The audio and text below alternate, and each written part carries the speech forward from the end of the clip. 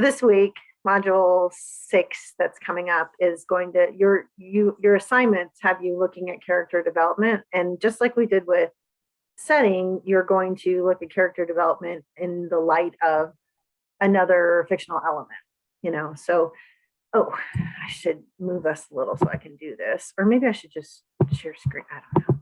I do this every time. So I have the prompts like I did last time, but I also pulled for my class anyway. I don't know if this is the same for yours, but for my class, because the rubric says you have to have outside resources, I require outside resources, research. And I'm not hard over on it. It can be the textbook, but it could also be quality creative writing sites. It can be whatever. So I found this little, this is not an amazing blog, but this is a really solid article that talked about plot setting and character in fiction. And like, there's sort of the top 3 elements this person is arguing. I gotta find the chat. And so like for my students, I would absolutely be open, and I'll put this in the description in the YouTube channel, but I'd be open to using this as a resource because this person's talking about the way that setting or plot influence character or vice versa. And so if in your journal for this week, you're emphasizing character, you're still thinking about its relationship to plot, its relationship to setting. And so this resource would be a great place to say, this editor, I just forgot her name, is talking about this relationship. Or in my class, a really great way to bring in that outside resource that I think is valuable. And I'm just gonna, excuse me a second. My sister's dog. I think it's really important when you define, like say you're talking about setting, or maybe you're talking about figurative language, or maybe you're talking about all these other possible elements of fiction, define the element based on the way you're thinking of it. Because even though in general we know what setting is, maybe you're emphasizing the time period of setting, or maybe you're emphasizing a physical location, or maybe you're emphasizing a mood. There's so many different ways that setting can go.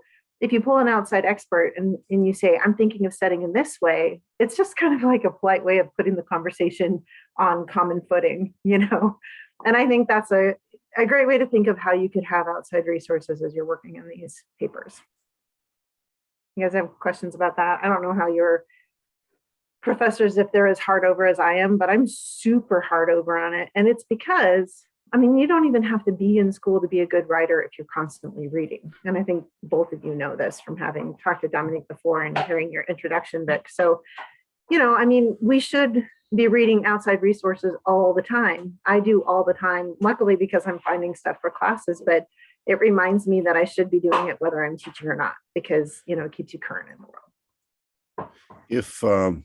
If my focus is on writing a story, my last thought is reference, because I wrote the story. The story came from here. I'm not thinking about reference at all because I'm not referencing anyone or anything. Yeah, absolutely. So how does that fit in, or am I off track? Yeah, for your creative writing, no problem. You're not expected to have references there. This next week isn't creative writing. This week is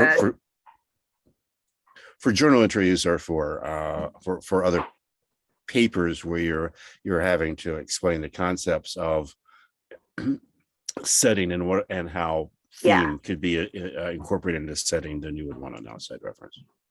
Absolutely, that's exactly right. And so your rubric for your creative writing is narrative arc, narrative voice, point of view, character, setting, description, and sensory, and rhetorical devices. So nowhere in there are you expected to have an expert resource. But if you look at the rubrics that you're getting graded on for other assignments, you are expected that. And then for my class, I have a set of discussion board expectations listed. And in that, I talk about my expectations for them to bring in outside resources for discussion boards, not for critical peer review, though it works really great in critical peer review, because if you're saying, hey, I think you're lacking in this area, and you bring in an expert to say, Stephen King says you should do this, then it's not just you pounding on somebody, you're acknowledging something that writers in general think needs fixing. And I like that. Okay, does that cover character development? This week, I have borrowed from Judy Bloom of all people, but she's got this great masterclass on character development. And so I actually took her questions online. I just want to be sure I give attribution where attribution belongs because this is hers. But these are some chances to do some character development. And so again, when we're in here, you can write on anything you want. It doesn't have to be towards your class. I'm just focusing on what's going on in class. So you could write on the fiction you're writing for this term. You could write about yourself in nonfiction. All that matters is writing happens. And if you even end up going off the prompt, I don't care. I just want you to end up writing in these 6-minute windows that we're doing it. So I want to make sure, do you have any questions before I move forward with bringing you a prompt and sending you off to write?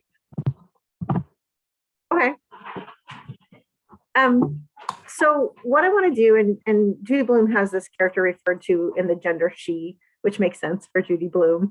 But, again, your character is who your character is. So what I want to do is start off with this kind of new way of, it's basically trying to poke yourself into your character from around instead of the direction you've been doing it. So the prompt, and I'll put it in the chat. I have it in here. I'll hit return as soon as I read it.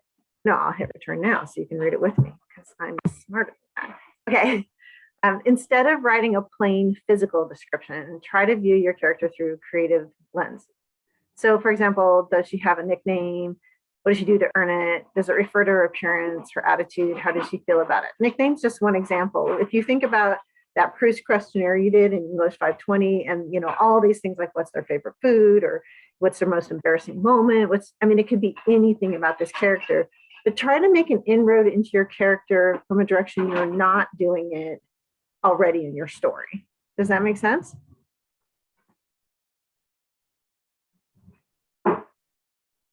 Okay, so it what makes I do, sense. I'm just trying to come up with an idea. And trying Vic, to apply it. Yeah. yeah, Vic, if your brain is sad at you and doesn't want to write and gives you some kind of block, you just start writing, I don't know what to write. I have And- plenty to write. I have a short story to finish, so I'm thinking about Yeah, okay, yeah. I'm gonna do that. She already is called Liz, even though her name is Elizabeth, but that's earlier in the story. On the finishing, that probably won't be apparent. So I'm throwing that out, and I'm bringing in something else, something that I've wrote that I might want to rewrite, and all that was happening in my head. Yeah. So this will just be a blast of creativity. It may or may not show up in your work. And something new might be great. and it's a good idea to handwrite during these bursts of writing. You don't have to, but I can drag up the article. I think Dominique found it again for me last time. I'm not sure. Somebody did. Maybe Marta. Anyway, it engages both halves of the hemispheres of your brain in a way that typing does not. So I just recommend, because these are short, they're only 6 minutes. And we understand when you read back that you may not be able to read your handwriting and you won't come up with something with a clear narrative arc in 6 minutes. But it's just fun to see what you end up with. So I'm going to get ready to have you guys go. How you feeling? Okay. When you're ready, I'm ready. Great. On your marks, get set, write.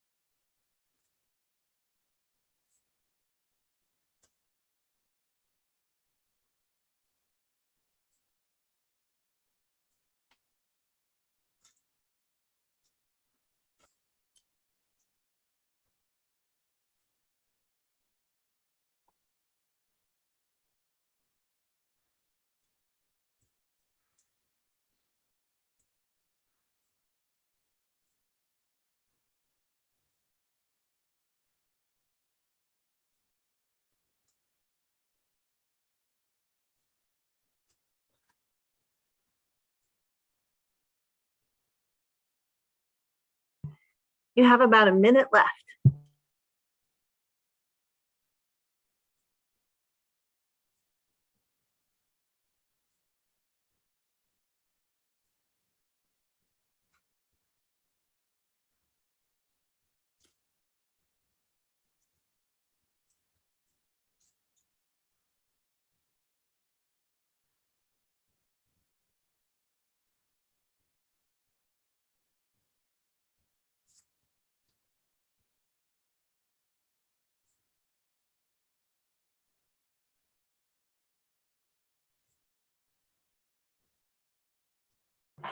Okay, do your best to start wrapping things up.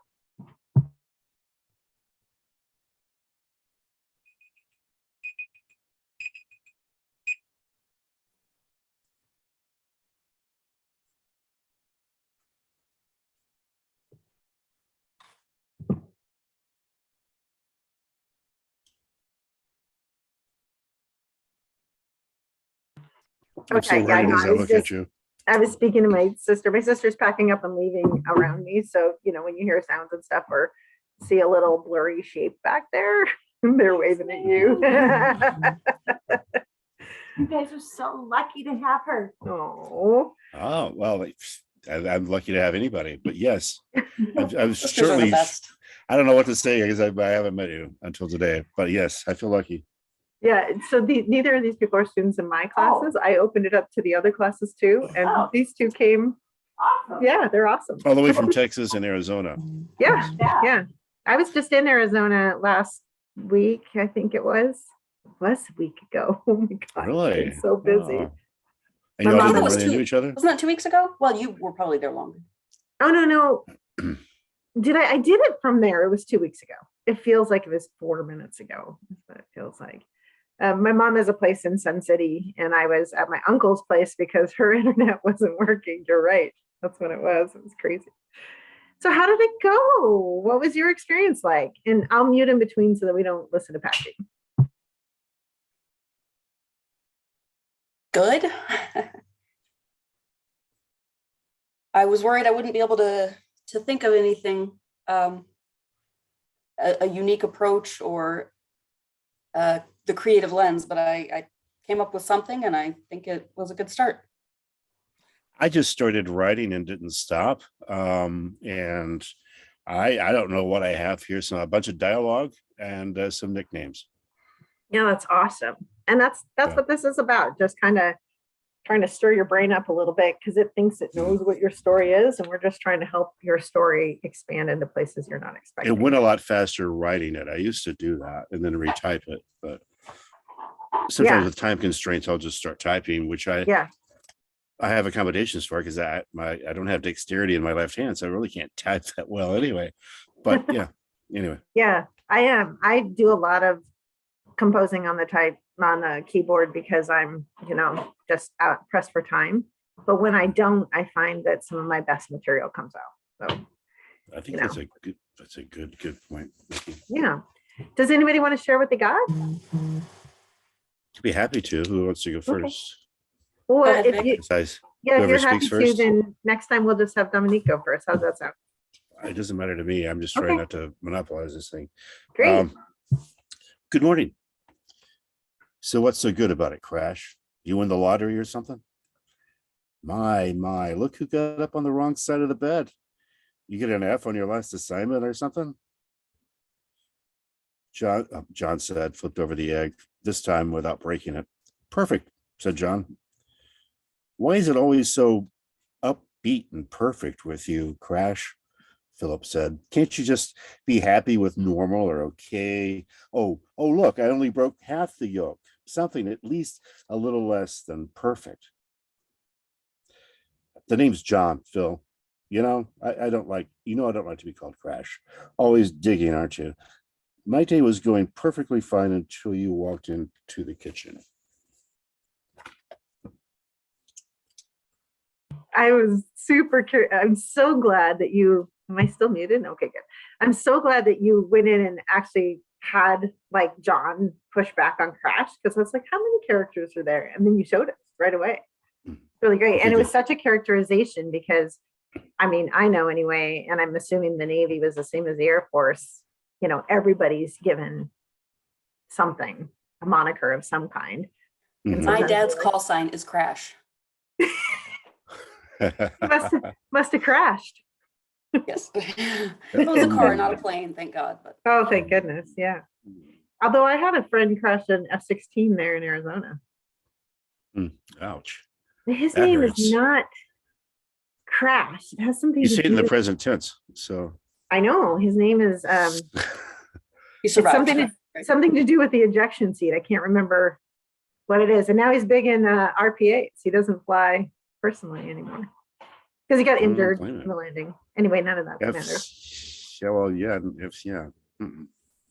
I want to Yeah. know if Dominique had the same question I did about the eggs. Did you? Well, probably not. Was it, How you do, mean, how do was, you is that break related to the nickname? half a yolk, right?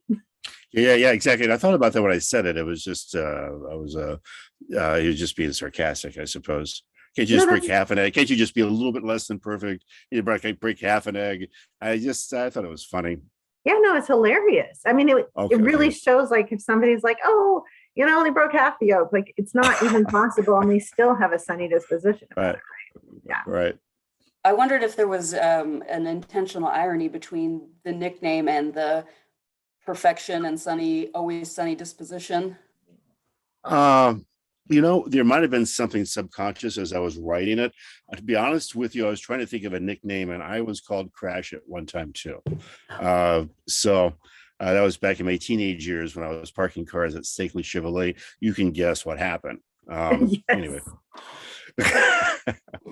So not a call sign. So that's but the your first. nickname. That's the yeah. But that was the first. That was the first thing that came to mind. Yeah, fantastic. Well, that was a great start, and doing that all in dialogue like that shows. I mean, some people can't do dialogue, and it shows your comfort with dialogue for sure. And I like the way that you minimized your dialogue tags and you kept them simple. So it was actually really easy to listen to. And to do that in 6 minutes and have it be viable dialogue, I mean, I think you should feel good about that. Oh, good. Thank you. I also felt that the annoyance with the positivity and perfection and sunny disposition was relatable, and kind of a tension that we know we shouldn't be annoyed with people who are very positive, but sometimes we just are. Yeah. Especially when that contrast is there between our emotions, I suppose. Yeah. Yeah. And sometimes you can have the opposite effect. Yeah. Yeah. Personally, when I'm depressed, I would prefer to be around somebody happy, but not everybody's me. And I get your point. Thank you. Yeah. All right. So Dominique, what did you get? Okay, so the white coat. It meant something different to every doctor EFEM had worked with. In medical school, it was a rite of passage. In residency and internships, it was something that had to be earned anew each day. Attendings usually eschewed it as a childish thing, a pretense that created distance between them and the patient, a snobbery. But EFEM knew his coal-black skin, his thick accent, his flagrant foreignness relied on the white coat to reassure his patients of his abilities as a doctor. Without it, they questioned his rightful place in that elite circle of prestige, his competence to heal their godlike bodies. That's as far as I got. Nice. I like them. I'm sorry, I'll shut up. It's your turn, Professor. No, go. It's fine. I like the the concept of focusing your setting on the coat and the legitimacy of whether someone's a doctor by wearing the coat.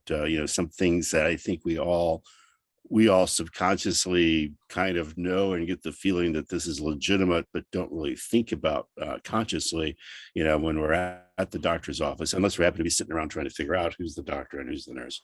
But and then I kind of got, I don't know if you mentioned it, a little the godlike qualities, healing and whatever from the doctor, but the white is also kind of a religious godly kind of color, right? Angels are white. I don't know. I think even in God, somewhere in one of the God movies, forget his name, he wore like all white. It's kind of all. So using the white coat with the godlike qualities, there was an unstated subtext. I don't know if you meant it to be subtext, maybe it's just because of the end and you're finishing up, but yeah. I was kind of going with the patients seeing their bodies as godlike because they're white, they're American, they're, you know, this foreign guy, we have to trust him to treat us because we're these amazing, complex beings. Yeah, they were doubting his godlike, sharing godlike space with them, right? You know, I mean, they might have trusted a white doctor, but not him. Which is Unless really he had the coat. right. And I missed the racial thing in there somewhere. Right, and super figurative language there because I'm gonna just try to mute you really quick. I was gonna mute my. So figurative language, or you know, a rhetorical device happening too because of black and white and the dichotomy that's happening with his skin and with the coat. So definitely something that you would keep playing with if you got the opportunity. But it was a great start, and something that felt so natural. I wouldn't have thought it was a different inroad into the character. It felt like you almost would have had to have been talking about this anyway. Does that make sense? Or maybe it's a different character. Maybe it's not your main character. It's a character in a story I've kind of started working on. Is that what you mean? Have I already thought about this concept? Yeah. I guess what I'm meaning is it felt like such a natural way to be addressing this character in an American setting that, you know, I was like, oh, how else would you have approached this? Because that would be the number one question on a highly sort of white privileged population if a black man with an accent walks in to treat them, right? Yeah, so I do have some background. He is an Ethiopian born man who is a doctor practicing in New York. Cool. It sounds like a really interesting start to a story. My opinion. Hope so. Great. So let's do it again then, because that's what we do in here. And with two of you, I think we'll be done with, you know, before the hour is up, which is kind of amazing. So we have some choices. We can either talk about your character's pasts, or we can talk about personality traits, or we can talk about literal, like a setting, like a space they've created for themselves, like a bedroom or, you know, car or the kitchen, or what sounds attractive? Talking about the past, talking about personality traits, talking about Setting is what originally caught my mind. I don't know. What do you think? What's up with you? What's up with you? What do you think, Dominique? I like them all. I would lean towards either setting or past, probably. So if you want to go to setting, that's great. Actually, what I'll do is I'll put them both in here, and I'll let you decide for yourself which one you want to write on. So the first one and the second one, and then I'll read them out for the people who are listening if they watch the video. First one is, what space is your character created for themselves? This can be off stage, a bedroom, an expensive car with all the right gadgets, the perfectly stocked kitchen, a private office. Describe your character in that space. That's something that they've created. The past one is, choose one event from your character's past and elaborate on that. For example, your hero has a back injury from an accident while he was in the Navy. Does he move differently now? Do people treat him differently? What are the psychological repercussions of that accident? So those are two different directions you can go. I will put the timer on. And when you're ready, on your marks, get set, right.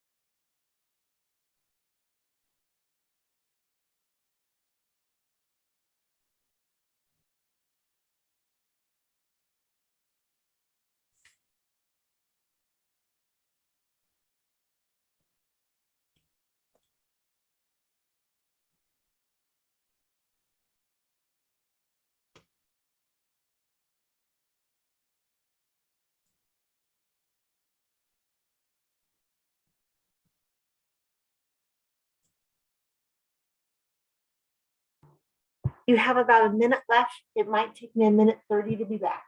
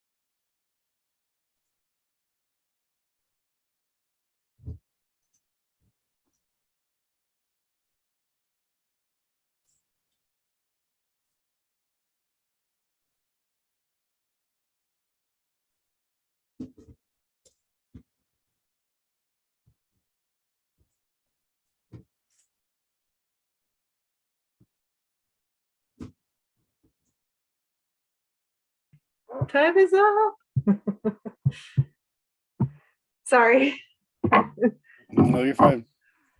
We're at my mom's house, and my sister gets her medical care here. She's got metastatic breast cancer, and so when she travels back and forth across the mountains, she brings a lot of stuff. And I was like, "Don't you pack that car? We can do it in the 6 minutes I've got." So we did.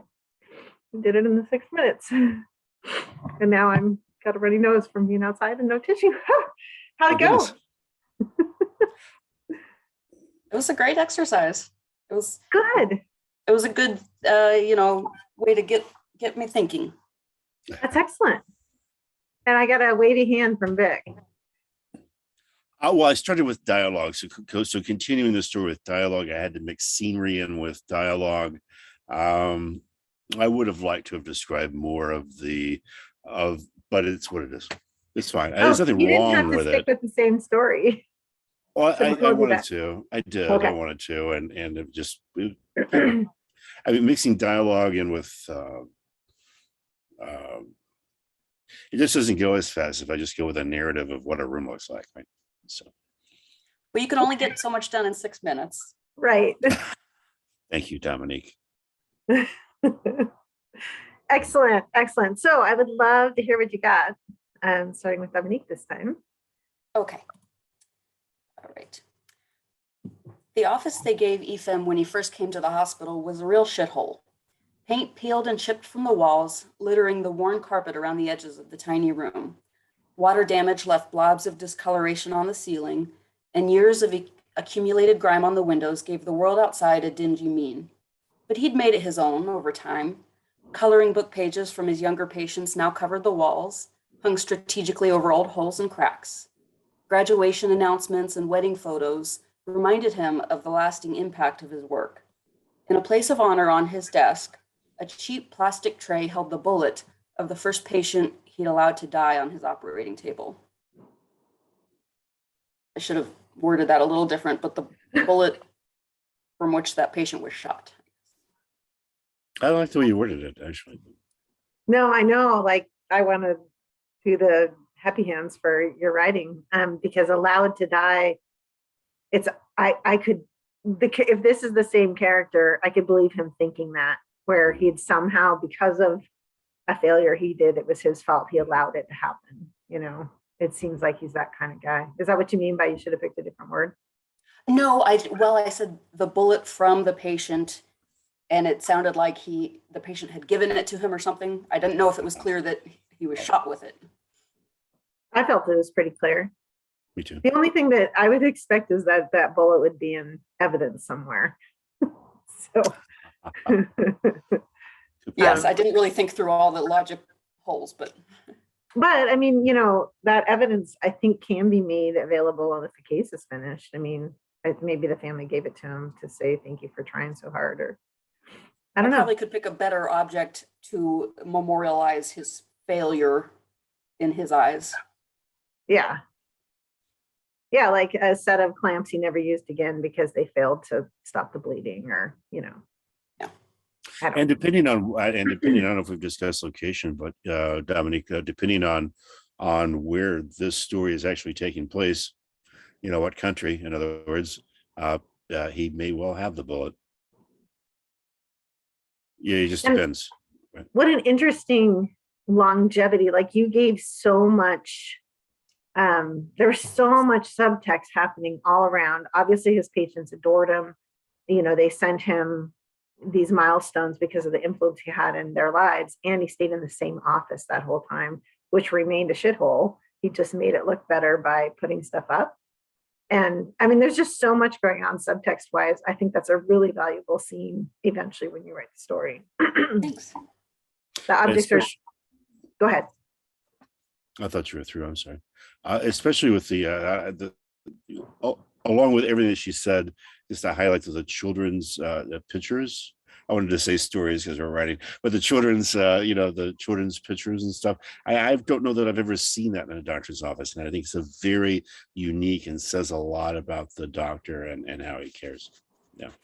I worked in a pediatric clinic for a while last year, and some of the doctors there were the kind of brilliant, amazing doctors that, the families will still be sending them Christmas cards in 50 years. And that's where I got some of the ideas, all the graduation announcements and wedding photos and stuff.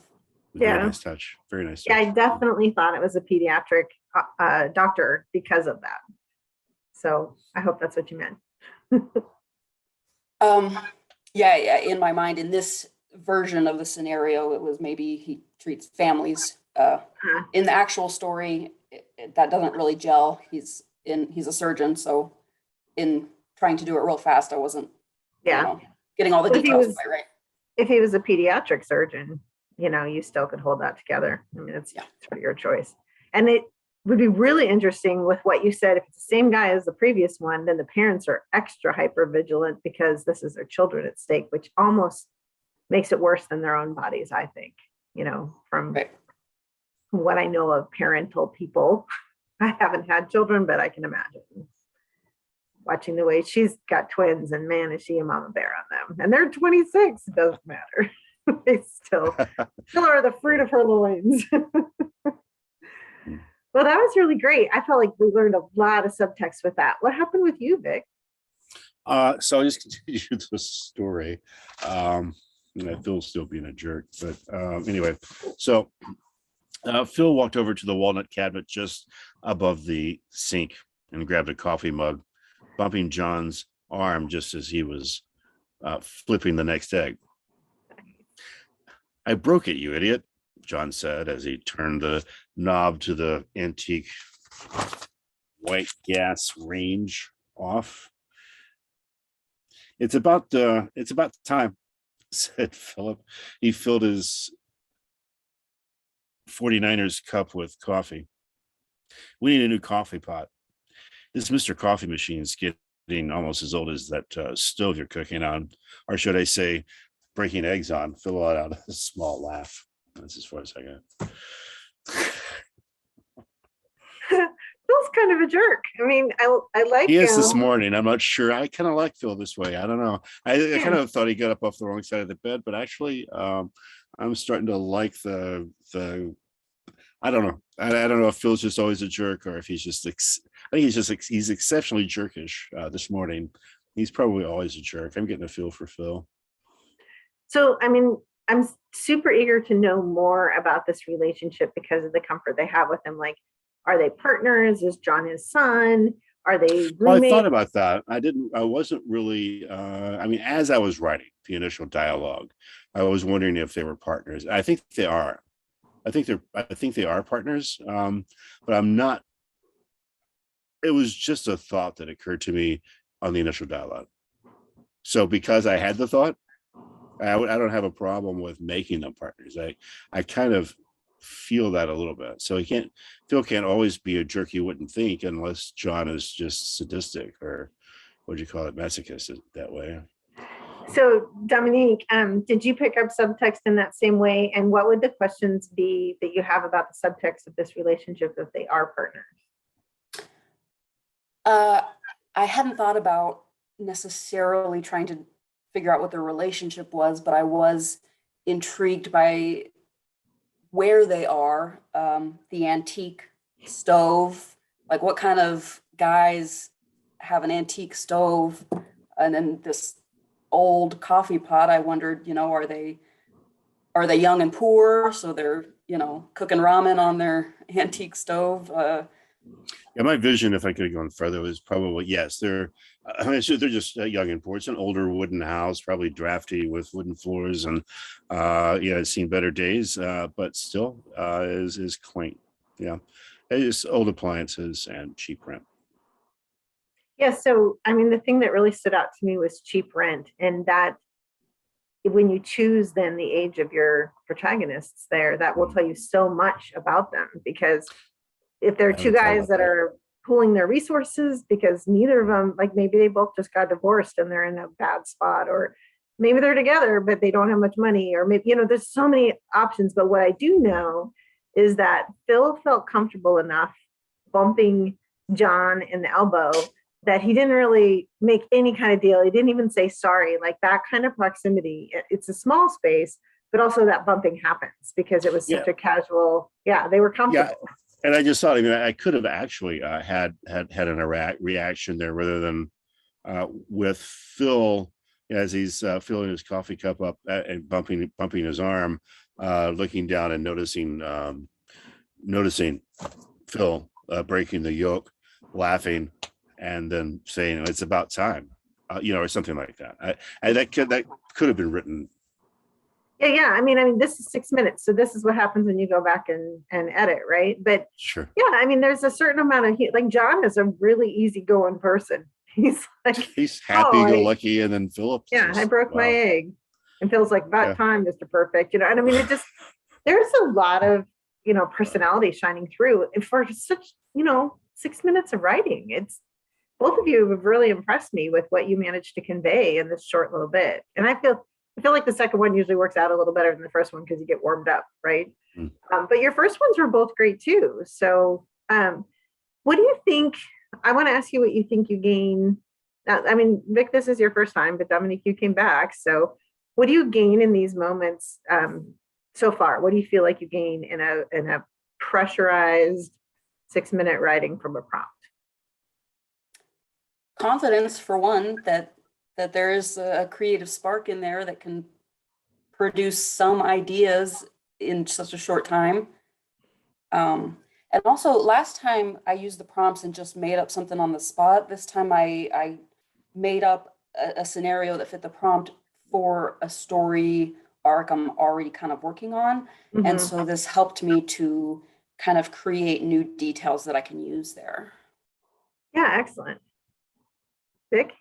Oh, I'm going to say my first thought was this along the same lines, the confidence that, I can still have a spark of creativity and write. I think one of the other things, though, is kind of a reminder of how writing with my hand, as opposed to typing, can really help a story flow a lot faster. I did feel that. I mean, I've done this before, and I felt this. It seems like the story flows a lot better. Maybe because I'm not getting interrupted with hitting enter or editing as I go as much. Yeah. When I'm typing, I feel like I need to edit as I go. Right. Yeah. And with writing freehand, I think. I don't feel that need as much, and it's not as noticeable if I don't dot an I. Well, because you don't have to worry about it when you're typing dot an I's anymore, but or miss a period, or it should be a comma or a semicolon. I'm just focused on the story, and I'm writing, and it's flowing, and it doesn't seem to stop. Yeah. So I kind of got that. Yeah, there's definitely a benefit to that. There was another thought I had too, but I don't recall what it was now. I got off on the flowing thing. I think that was important to me. As I learned in the military, there's only so many penguins that fit on my iceberg. So if I get going on one, that other one, he just jumps right off, and he'll swim back on in about an hour, and I'll wonder what he had in mind. Right. So yeah, so I really want to encourage you, when you're writing new material, do turn off that inner editor. This is when you should just let the flow happen.